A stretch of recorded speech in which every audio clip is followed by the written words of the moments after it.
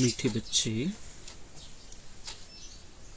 तुम्हें गुप्त खुशी होनी चाहिए कि हम परमात्मा बाप की यूनिवर्सिटी के स्टूडेंट हैं। भविष्य नई दुनिया का वर्षा पाने के लिए पढ़ रहे हैं। प्रश्न, किस स्मृति में सदा रहो तो दैवी गुण धारण होते रहेंगे? उत्तर, हम आत्मा शिव बाबा की संतान हैं। बाबा हमें कांटों से फूल बनाने आए हैं। यही स्मृति सदा रहे तो दैवी गुण धारण होते रहेंगे। हम आत्मा शिव बाबा की संतान हैं। बाबा हमें कांटों से फूल बनाने आए हैं। यही स्मृति सदा रहे तो दैवी गुण धारण होते रहेंगे। पढ़ाई और योग पर पूरा ध्यान रहे। विकारों से नफरत हो तो दैवी गुण आते जाएंगे। जिस समय कोई विकार वार करे तो समझना चाहिए मैं कांटा हूं, मुझे तो फूल बनना है।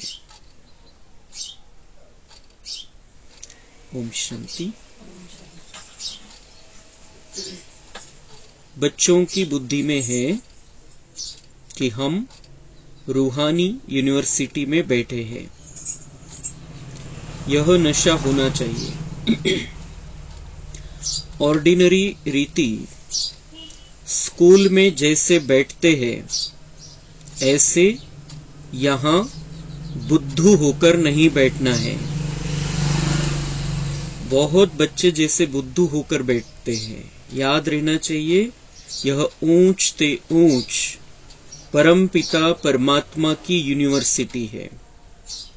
उनके हम स्टूडेंट हैं। तुम्हारे में कितनी फलक होनी चाहिए। यह है गुप्त खुशी, गुप्त ज्ञान। हर एक बात गुप्त है। कईयों को यहाँ बैठे भी बाहर के गंदे ख्यालात आते रहते हैं। यहाँ तुम पढ़ते हो भविष्य नई दुनिया का वर्षा पाने के लिए, तो तुमको कितनी खुशी होनी चाहिए। दैवी गुण भी होने चाहिए। भले यहाँ सब ब्राह्मण ही आते हैं। वहां की कीचड़ पट्टी से तो तुम निकलकर यहाँ आते हो, तो तुम बच्चों को कितना खुशी में रहना चाहिए। सारी दुनिया इस समय गंध में पड़ी है। कहां कलयुगी गंध, कहां सतयुगी फुलवाड़ी।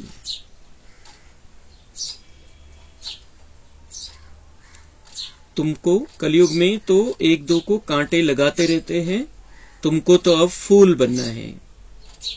तो कितनी खुशी रहनी चाहिए। हम अब फूल बनते हैं। तर बाबा म्हणता है की तुम्ही कुठे बसलेले। हे भगवान की युनिव्हर्सिटी है। या दुनियेमध्ये वेगवेगळ्या प्रकारचे कॉलेजेस असतात, वेगवेगळ्या इंजिनिअरिंग कॉलेज असतात। इंजिनिअरिंग कॉलेजमध्ये मोठे मोठे कॉलेजेस असतात जिथे शिकवलं जातं। मोठ्यात मोठे इंजिनियर तिथून बनतात। मोठे मोठे शोध लावणारे वैज्ञानिक बनतात। पण जोपर्यंत त्यांचं इथलं जीवन आहे तोपर्यंत ती तेवढी त्यांची लिमिटेड अभ्यास होतो त्या क्षेत्राचा। हे असं विश्वविद्यालय आहे जिथं स्वतः परमात्मा आपला प्रोफेसर आहे। स्वतः परमात्मा आपल्याला शिकवतोय। काल बाबांनी आपलं जे रूहानी सर्जनचं रूप आहे ते आपल्या समोर प्रगट केलं की सगळ्यात मोठा डॉक्टर तो आहे। आणि आज आपल्याला हे बुद्धीमध्ये ठेवायचंय की सगळ्यात मोठा प्रोफेसर परमपिता परमात्मा आहे आणि तो आपल्याला शिकवतो। त्यांनी उघडलेलं हे विश्वविद्यालय आहे। आणि जिथं कुठं मुरली चालते हा त्या विश्वविद्यालयाचा भाग है। तो हम कहां बैठे, हमें नशा होना चाहिए कि हम कहां बैठे हैं। हम भगवान की पाठशाला में बैठे हैं, भगवान के विश्वविद्यालय में बैठे हैं, और पढ़ाने वाला परमपिता परमात्मा स्वयं है। कोई मनुष्य हमको पढ़ाता नहीं है, कोई मनुष्य हमको पढ़ा नहीं सकता है। हमें पढ़ाने वाला स्वयं भगवान है। तर तो नशा पाहिजे। आपण ऍडमिशन कुठं घेतलीये तो नशा पाहिजे की इथं परमेश्वराने जे विश्वविद्यालय उघडलेले आहे त्याच्यामध्ये आपल्याला ऍडमिशन भेटलेली आहे। तिकडे मोठे मोठे कॉलेजेसला ऍडमिशन घेण्यासाठी खूप मोठ्या परीक्षा द्याव्या लागतात, प्रवेश परीक्षा। लाखो करोडो विद्यार्थी बसतात आणि हजारो शेकडो फक्त पास होतात त्याच्यामधून, आणि त्यांना ऍडमिशन मिळते। इथं तर आपल्याला किती सहज ऍडमिशन मिळालेली आहे। हे परमेश्वराचं विश्वविद्यालय आणि ऍडमिशनची प्रक्रिया खूप सोपी आहे। फक्त आपण यायचे, समजून घ्यायचे ज्ञानाला। आणि शिकवतो काय बाबा आपल्याला, कसं देवता बनायचंय, कसं मृत्यू जो आहे तो प्रत्येकाला येणारच आहे, पण त्याला सामोरं कसं जायचंय, त्याची तयारी करून कसं जायचंय, आपल्याला त्याच्यासाठी तयार कसं व्हायचंय। हे जे जन्म, आपला जो जन्म चालू आहे, आपलं जे जीवन चालू आहे वर्तमान काळ, त्याच्यामध्ये सुखी कसं राहायचंय, शांत कसं राहायचंय, आनंदी कसं राहायचंय, हे बाबा आपल्याला शिकवतो। आणि हे इथं शिकवून आपल्यामध्ये तो संस्कार परिवर्तन करतो, आपला स्वभाव बदलतो। आपला जो काही स्वभाव झालेला आहे द्वापर युगापासून त्याच्यामध्ये परिवर्तन घडवून आणतो, आणि आपले स्वभाव संस्कार इतके सुंदर, इतके श्रेष्ठ, इतके दिव्य बनवतो तो, की ज्यामुळे 21 जन्म आपले सुखाचे, शांतीचे, प्रेमाचे, आनंदाचे राहणार है। तो क्या पढ़ रहे हैं हम, वो दुनिया वाले क्या पढ़ते हैं इस जीवन में, उनका जब तक मृत्यु नहीं हो जाता है तब तक उनको वो ज्ञान रहता है उतना, उस एखाद्या क्षेत्राविषयीचा। इथं बाबा आपल्याला काय शिकवतोय, इथं कसं, इथलं जीवन चालू आहे तोपर्यंत कसं जगायचंय, तोपर्यंत कसं आनंदात राहायचंय, शांतीमध्ये राहायचंय, आणि इथून पुढे जे आपण ही शरीर सोडणार आहे, परमधाम मध्ये जायचंय, परमधाम मध्ये कशा पद्धतीने जायचंय, आणि इथं आल्यानंतर 2500 वर्ष खाली स्वर्गीय सुखाचा अनुभव कसा घ्यायचाय। तर हे इतकं महत्व आपण या अभ्यासाला दिलं पाहिजे। प्राप्ती इतकी मोठी आहे, फायदा इतका मोठा आहे, आणि हे कंटिन्यू आपल्या कामात येणारं गोष्ट आहे जन्मजन्मांतर। तो म्हणून बाबा म्हणताय यहाँ कैसे बैठना है, ऑर्डिनरी रीति स्कूल में जैसे बैठते हैं वैसे यहाँ बुद्धू होकर नहीं बैठना है। साधारण नहीं बसायचं, खूप सावधान स्थितीमध्ये बसायचंय की भगवान मुझे मेरे कल्याण की बातें समझा रहा है। खूप आनंदाने त्या गोष्टीला स्वीकार करायचंय। बिलकुल ही मुरली ऐकताना आपण इतकं हलक्या स्थितीमध्ये राहिलं पाहिजे, कोणत्याही प्रकारचा लोड नाही, कोणताही टेन्शन नाही, दुनियामधल्या कोणत्याही गोष्टी बुद्धीमध्ये नाही। बाहर क्या चल रहा है, बाहर क्या हो रहा है, बाहर की दुनिया में क्या है, मुझे क्या करना है मुरली के बाद, मुझे आज दिन भर क्या क्या काम है, इसको फोन करना है, वो करना है, ये करना है, ये सारे दुनिया के ख्यालात, कलयुग के ख्यालात हमारे बुद्धि में मुरली सुनने समय बिल्कुल नहीं होने चाहिए। खूप चांगल्या प्रकारे, खूप आनंद घेऊन या मुरलीला आपण स्वीकार करायचंय। हा खूप सुंदर डोस बाबा आपल्याला देत असतो, पण तो लागू केव्हा होतो, जेव्हा आपण समजदार स्थितीमध्ये इथं बसतोय की आपण कुठं बसलेलोय आणि शिकवतो कोण आहे आपल्याला। कोई साधारण मनुष्य का ये ज्ञान नहीं है, किसी बहुत बड़े साधु संत का ये ज्ञान नहीं है, धर्म पिता का ज्ञान नहीं है, ये सब का बाप जो है उसका ज्ञान है, वो समझाता है, उसकी ताकद है। तर जेव्हा आपण ह्या स्थितीमध्ये मुरली ऐकू तेव्हा आपलं जे आपल्यामध्ये ती चांगल्या प्रकारे जाईल, त्याच्यावरती आपण आपले विचार चालतील, ते आपण प्रॅक्टिकल जीवनामध्ये आणू, दिवसभर ते कामात येईल। कोणता न जर आपण मुरली खूप व्यवस्थित ऐकलेली असेल सकाळी, तर दिवसभरामध्ये त्यातला एखादा तरी पॉइंट आपल्या कामात येणारा राहील। दिवसभरामध्ये तो वापरायला चान्स भेटेल आपल्याला, आणि जरूरत आवश्यकता असते त्या पॉइंटची आपल्यासाठी, जे बाबांनी सकाळीच उत्तर देऊन टाकलेलं असतं। म्हणून हे बाबा खूप आज पक्क करून घेत आहे आपल्याकडून कि नशा पाहिजे, खुशी पाहिजे कि हम किसकी यूनिवर्सिटी में आए हैं, कौन हमें पढ़ाने वाला है।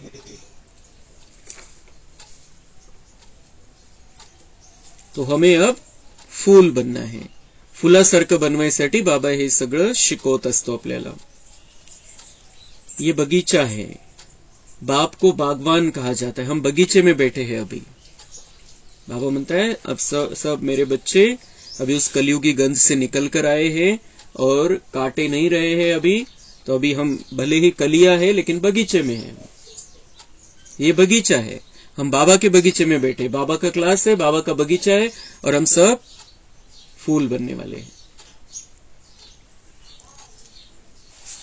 बाप को बागवान कहा जाता है, बागवान आकर कांटों को फूल बनाते हैं। यह तो बच्चों को समझ होनी चाहिए कि हम किस प्रकार का फूल बन रहे हैं। आपलं आपण चेक करायचंय की आपण कोणत्या प्रकारचं फूल बनतो। आपल्याला खूप चांगलं असं सुंदर असं फूल बनायचंय की ज्याची तू आकर्षित पण होतील सगळे, असं सुंदर फूल दिसायला पण, म्हणजे तो चेहरा आपला चमकला पाहिजे आणि आपल्याद्वारे तो सुगंध, गुणांचा शक्तींचा सुगंध पसरला पाहिजे, असं फूल बनायचंय। मुरली सुनकर फिर बगीचे में जाकर फूलों से अपनी भेंट करो। बाबा म्हणताय आजची मुरली ऐकून बगीच्यामध्ये जा, जे बाहेरचा जो बगीचा हा बगीचा तर आहेच, पण बाहेरच्या बगीच्यामध्ये जाऊन फुलं बघा वेगवेगळ्या प्रकारची आणि त्यातलं तुम्ही कोणत्या प्रकारचं फूल आहे। नुसतं दिसायला सुंदर असं फूल आहे की दिसायला पण चांगलं आणि सुगंध देणारं पण फूल आहे, ते चेक करा।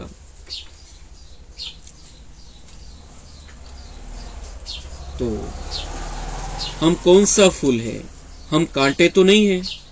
पाहून त्या फुलांची तुलना करा आणि फुलांसारखे आहे का मग काटा तर नाही आहे, असं चेक करा स्वतःला। जिस समय क्रोध आता है तो समझना चाहिए कि मैं काटा हूं, मेरे में भूत है। ही जाणीव झाली पाहिजे। मागच्या बाबा मिलनला बाबांनी सांगितलं मला गिफ्ट पाहिजे तुमच्याकडून, मला तुम्ही क्रोध देऊन टाका। क्रोध देऊन टाका म्हणजे क्रोधाचे बालबच्चा सहित, क्रोधाचा अंश सुद्धा तुमच्यामध्ये नाही राहिला पाहिजे। बाबांनी मागच्या वेळेला गिफ्ट मागितलेली आहे, उद्या बाबा मिलन आहे, आपण चेक करायचं ती गिफ्ट दिली की नहीं दिली है, नहीं तो आजच देऊन टाकायची।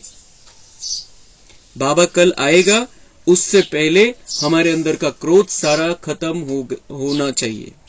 बिल्कुल पक्क करायचं स्वतःला, काही होऊ दे मी चिडणार नाही, रागवणार नाही, चिडचिड करणार नहीं, परेशान होणार नहीं, काही झालं तरी। क्योंकि बाबा ये क्यों कह रहा है, क्योंकि बाबा को हमको सतयुग में लेकर जाना है। अगर हमारे अंदर कोई विकार रहेगा तो हम सतयुग में जा ही नहीं सकते। त्याची खूप इच्छा आहे, आपली खूप इच्छा आहे, पण आपण सोडतच नाहीये विकाराला, तर बाबा आपल्याला घेऊन जाऊ शकणार नाही, आपण तिथे जाऊ शकत नाही। तो जाणीव झाली पाहिजे। जिस समय क्रोध आता है तो समझना चाहिए कि मैं काटा हूं, मेरे में भूत है। आहे तर आहे, स्वीकार करायचे, पण स्वतःला सांगायचं तर याला काढून टाकायचं, याला वापरायचं नाहीये, मला या भूताला हद्दपार करून टाकायचं। और भूतों को भगाने वाला भूतनाथ भगवान स्वयं हमारा बाप है, तो हम तो भगा ही सकते, निकाल सकते। फक्त एक संकल्प पाहिजे की मी आता चिडणार नाही, मी आता क्रोध करणार नाही। तो समझना चाहिए कि मैं काटा हूं, मेरे में भूत है, इतनी नफरत आनी चाहिए। कशावर नफरत? स्वतःवर नाही, त्या विकारावर नफरत आली पाहिजे की भूत आहे, याला मला काढून टाकायचंय, यांनी मला आधीमध्ये अंत दुःख दिलेलं आहे।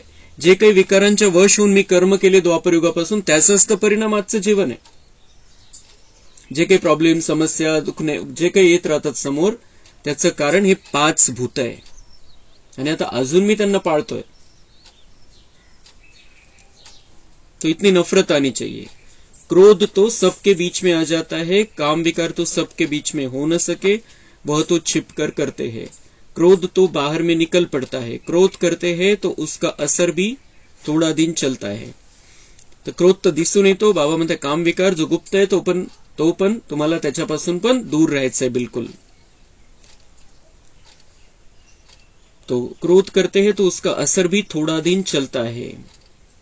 क्रोध का भी नशा है, लोभ का भी नशा है, उल्टा नशा, बाबा म्हणता उसका भी नशा चढ़ जाता है।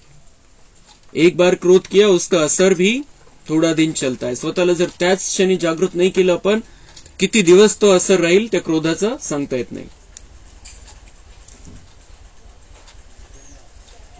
अपने से आप ही नफरत आनी चाहिए। तुम समझते हो हमको बाबा फूल बनाते हैं।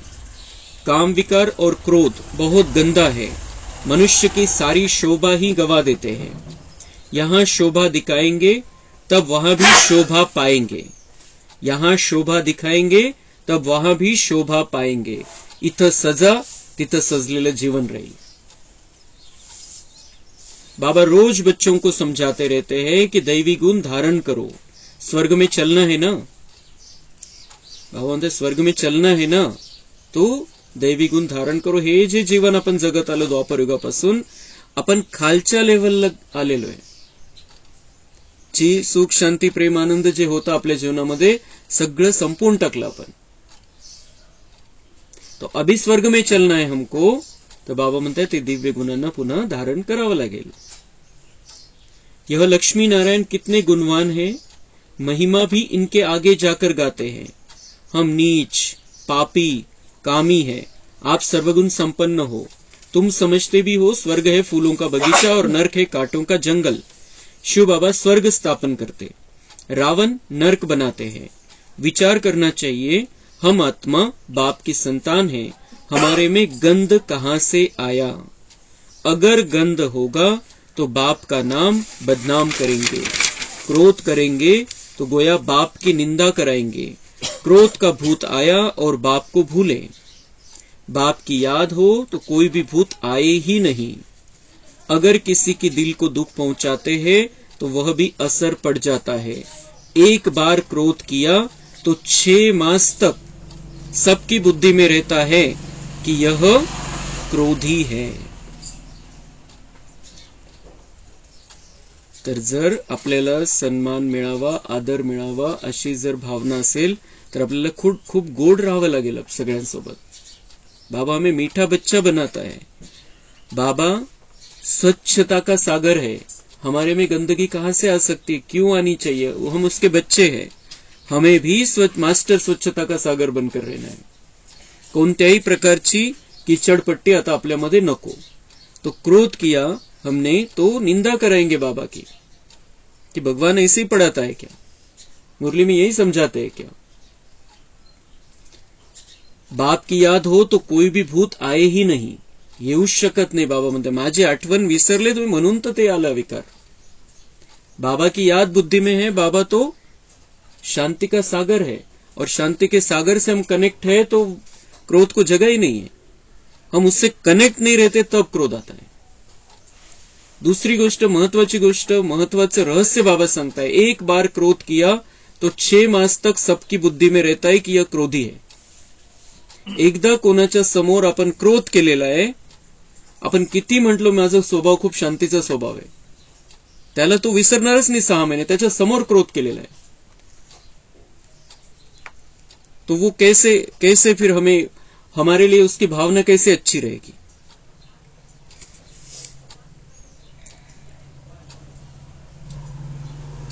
तो फिर दिल से उतर जाता है। त्याच्या बुद्धीमध्ये आला की हा क्रोधी आहे तर त्याच्या मनामध्ये नाही स्थान राहणार आपल्याला। और बाप दादा के दिल से भी उतर जाता है।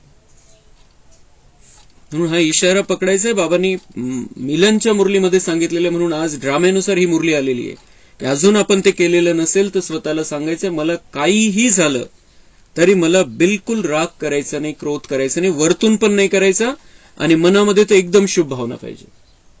बिलकुल ज्याच्यावरती क्रोध येतोय त्याच्याविषयी शुभ भावना निर्माण झाली पाहिजे, मनामध्ये रहेम निर्माण झाला पाहिजे। ते फक्त काय करायचं काय नाही करायचं ते आपण सांगू शकतो स्ट्रिक्टली, ती गोष्ट वेगळी, पण त्याच्यामध्ये क्रोध नाही, रागावून चिडून नाही। लेकिन क्या करना है ये तो बोलना पड़ेगा हमको। त्याच्यामध्ये तो क्रोध नसला पाहिजे। शांतीमध्ये शुभ भावनेने आपण ती गोष्ट सगळ्यांना सांगू शकतो, ज्यांना सांगायची त्यांना सांगू शकतो। यह दादा भी विश्व का मालिक बनते हैं, इसमें भी जरूर खूबियां होंगी, परंतु कोई की तकदीर में नहीं है तो तदबीर करते नहीं। कितनी सहज तदबीर आहे। बाबा म्हणते मी किती सोप्या गोष्टी सांगतोय की तुम्ही डायरेक्ट विश्वाचे मालक बनू शकता। एवढ्या छोट्या छोट्या गोष्टींचा त्याग करायचा ज्यांच्यामुळे आपण दुःखी झालेलो आज। किती सोप्या गोष्टी बाबा म्हणताय मी तुम्हाला सांगतोय, प्राप्ती किती मोठी आहे त्याची। तो ये दादा ने कितना पुरुषार्थ किया, कितना किया, जो बाबा ने समझाया वैसा किया। तर तसंच आपल्याला पण आहे, तेच आपल्याला करायचंय. आणि आपल्यासाठी तर सगळं सोपं आहे, आपल्या समोर तर सगळे उदाहरण आहे.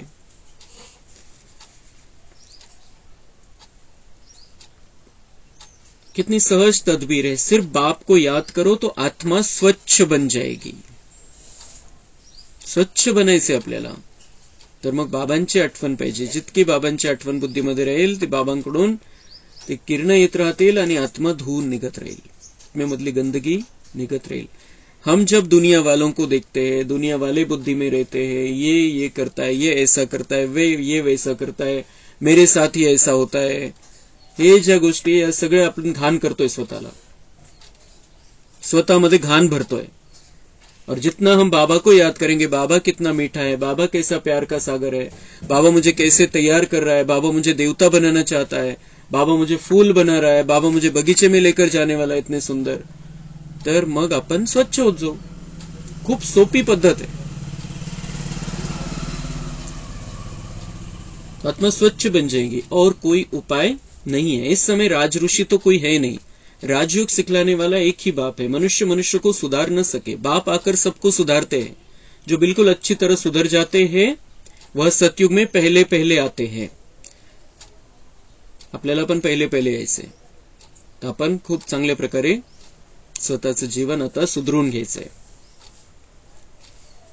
तो कोई भी गंदी आदत है तो छोड़नी चाहिए. पढ़ाई पर, योग पर पूरा ध्यान देना चाहिए. जे काही आहे चुकीचं त्याला सोडून द्यायचंय, अभ्यासावरती लक्ष ठेवायचंय, मुरली खूप लक्षपूर्वक ऐकायची आहे आणि बाबांशी कनेक्शन, मुरली हा आधार है त्याच्यासाठी. तो योग पर भी पूरा ध्यान देना चाहिए. किस आधार से? ज्ञान के आधार से. यह भी जानते हैं सब तो एक जैसे ऊंच नहीं बनेंगे, परंतु बाप तो पुरुषार्थ करेंगे. जितना हो सके पुरुषार्थ कर ऊंच पद पाओ, नहीं तो कल्प कल्पांतर नहीं पा सकेंगे. बाबा बार बार समझाते रहते हैं कि बाप को याद करो तो किचड़ा निकल जाए. वह सन्यासी तो हठयोग सिखलाते हैं. ऐसे मत समझना कि हठयोग से तंदुरुस्ती अच्छी होती है. वह कभी बीमार नहीं पड़ते. नहीं, वह भी बीमार पड़ते हैं. भारत में जब लक्ष्मी नारायण का राज्य था तो सबकी आयु बड़ी थी, हेल्दी वेल्दी थे. अब तो सब बिल्कुल छोटी आयु वाले हैं. भारत को ऐसा किसने बनाया यह कोई जानते नहीं. बिल्कुल घोर अंधियारे में है. बाबा म्हणते साधू संन्यासी हठयोग करतात इतका, ते बीमार पडत नाही. असं नाही, ते बीमार पडतात. हठयोग करतात, वेगवेगळ्या प्रकारचे योगासनं करतात, वेगवेगळ्या प्रकारे त्यांचं ते चालतं, वेगवेगळ्या प्रक्रिया, ते बीमार पडतात. बीमार कौन नहीं पड़ता है? जब हम सतयुग में हैं, जब हमारे अंदर पवित्रता है, तब हम बीमार नहीं पड़ते. यहां पर बीमार पड़ने का कारण है आत्मा अस्वच्छ बन गई है और उसका प्रभाव सारे शरीर पर आता है. तर प्रत्येकाला बीमारी आहे, म्हणून इतके हॉस्पिटल, इतके डॉक्टर्स आहे. प्रत्येक जण बीमार है, आज काही ना काही प्रॉब्लम है. इसका कारण अंदर अस्वच्छता है. तो उपाय बता रहा है बाबा कि तुम अंदर से स्वच्छ बन जाओ, इतनी सुंदर दुनिया में चलोगे जहां कोई रोग शोक दुख नहीं होगा.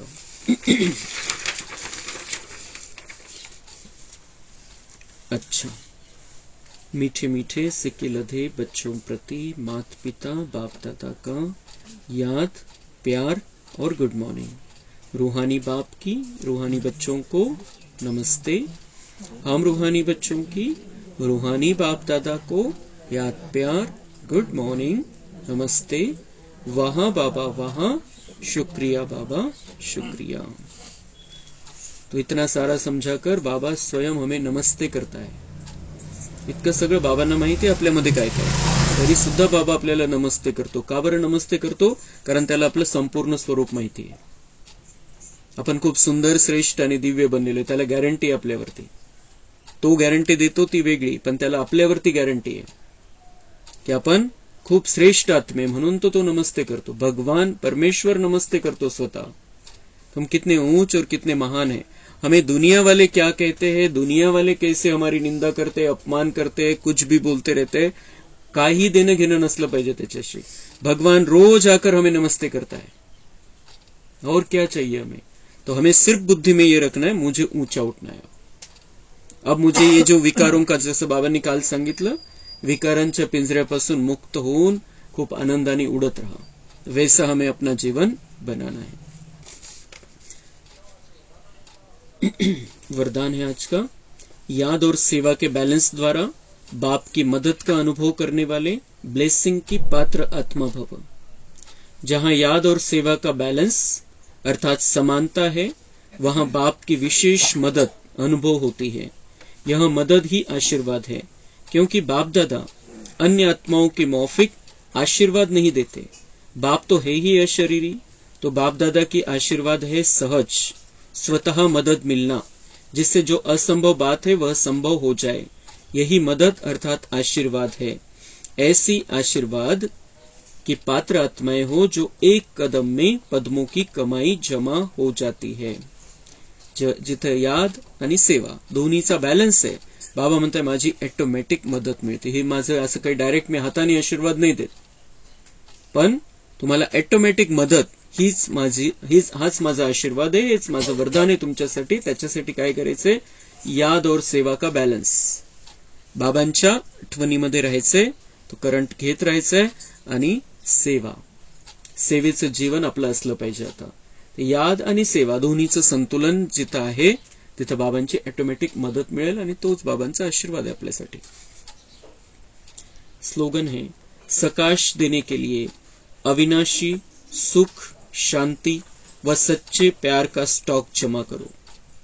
सकाश देना है हमको, सबका कल्याण करना है, किसी आत्मा को भी सकाश देना है, तर त्याच्यासाठी बाबा म्हणताय अविनाशी सुख, शांति व सच्चे प्यार का स्टॉक जमा करो। आपल्याकडे असेल तर आपण देऊ शकू, तो हमारे अंदर सुख, शांति और सच्चा प्यार होना चाहिए। तेव्हा आपली सकाश जाईल, तेव्हा आपले ज्यांना सकाश द्यायचे त्यांना आपण देऊ शकू। विश्वातल्या प्रत्येक आत्म्यापर्यंत आपण सकाश देऊ शकतो जेव्हा आपल्यामध्ये सुख, शांति आणि प्रेम असेल। तो वो हम कैसे रख सकते अपने अंदर, जितना बाबा के कांटेक्ट में रहेंगे, जितना बाबा से कनेक्शन रहेगा, जितना हम आत्मा समझ कर रहेंगे, उतना बाबा से वो शांति, सुख, प्रेम हमारे अंदर आता रहेगा और हम स्वच्छ होते जाएंगे। और स्वच्छ आत्मा सकाश दे सकती है, और सकाश जहां देनी है वहां वो सकाश जाती है।